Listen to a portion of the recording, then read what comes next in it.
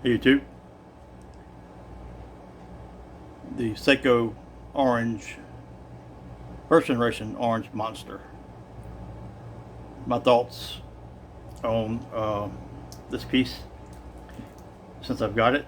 It's first generation. I was originally after the second generation, and I think that I'm pretty certain that I've owned this piece, this first generation before, back when it first came out in 2000.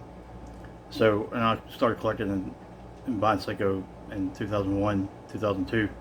So I know that I've had several Orange Monsters, in fact, and so I've had the first generation, and I think I even had the yellow, but the orange I've had. But at that time, I didn't really pay much attention to the movement, the model number, things of that nature. You just getting into it. Here it is. It's in very good shape. According to the serial number on the back, this was made in June, July, August, March, April of 2002. It's either April of 2002 or April of 2012, and I believe it's 2002 because 2012 starts the Charles line. 2011 or so, 12, the second generation comes into play. So, according to the case back, the serial number, and you can see of course, all the first generation has these color type lume markers, which are kind of a greenish lume. But I would prefer the second generation.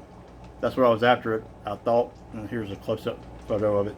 Of it. It's got, you can see it's in very good shape for a 22-year-old watch. Very good shape. So here's some bezel action. You can only grip the bezel from the side, so let's do this bezel. Let me get over here. I'm left-handed, so here we go. Can you hear that? Very muted. Still got good bezel action for as old as this watch is. A vintage watch. Go around one more time.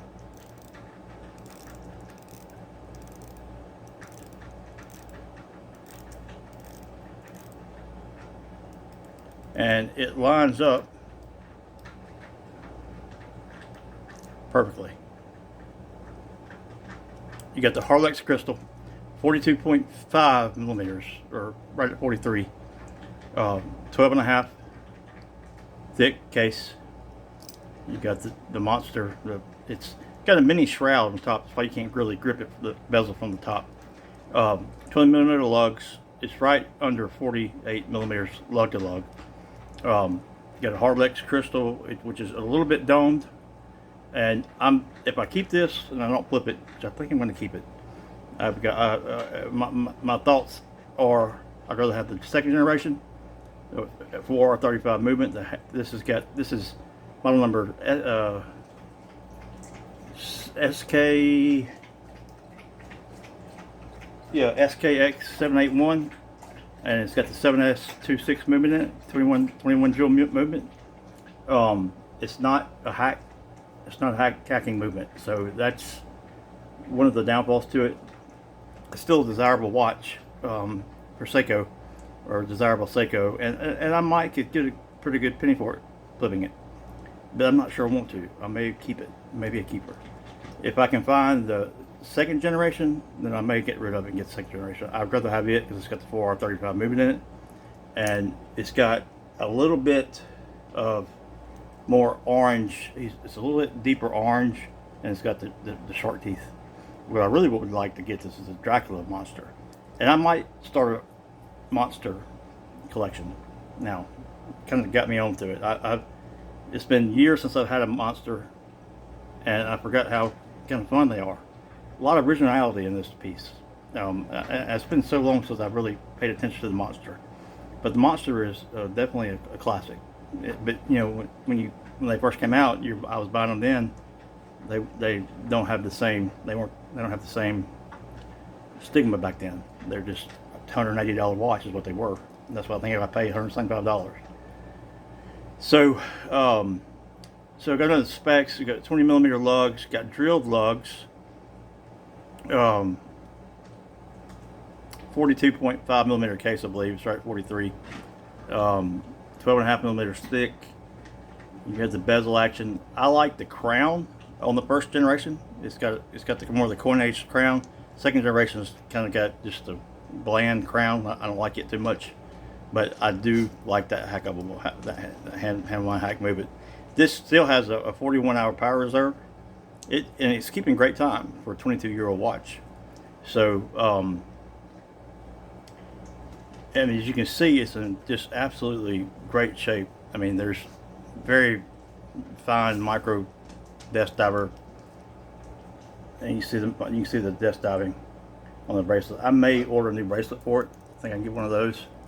I may kind of try to restore it to like new, brand new condition, or either I'm gonna start looking for my next monster and start adding to this collection. But I wanted to give me my thoughts on this. I like it. I wish I had the second generation. First generation is not too bad. 7S26 movement, and it keeps good time, but it doesn't hack, and so it's just not traditional. It's still just something you kind of having to get used to, and that I forgot that even existed. I remember having my monstrous looking watch had the double crown.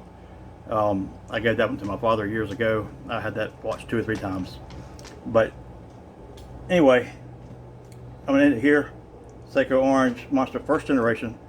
My thoughts. It's a great piece. If you can get your hands on one, get it. If you can get your hands on second generation, definitely get it.